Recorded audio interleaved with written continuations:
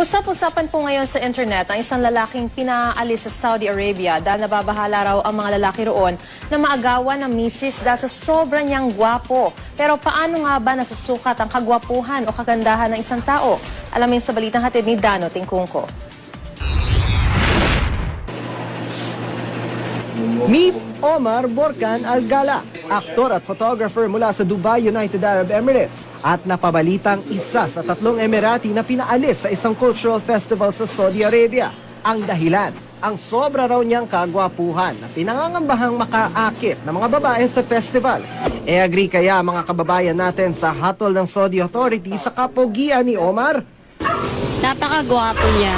Mukha naman siyang mukha siyang hindi threat sa Saudi. Gwapo. Bakit? Bakit gwapo?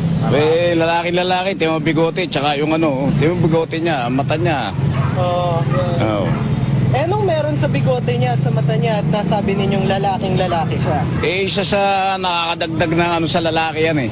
Yung macho dating. Ika nga nila ang kagandahan o kagwapuhan nasa tumitingin daw.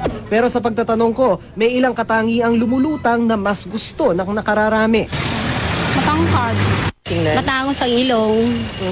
Mistiso, tsaka maganda yung lips. Red lips. Matangos yung ilong, tapos medyo singkit yung mata, maputi.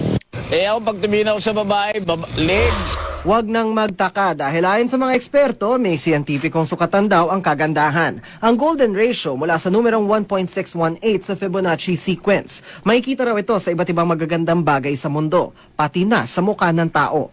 Yung sinasabi lang na proportional yung itsura, pantay-pantay yung mata, yung ilong sa bibig. Ang itsura, refleksyon din daw ng iba pang katangian ng isang tao o di kaya'y ng personal na mithiin. Kapag symmetrical or proportional yung mukha niya, mas nakikita mo siya na malusog.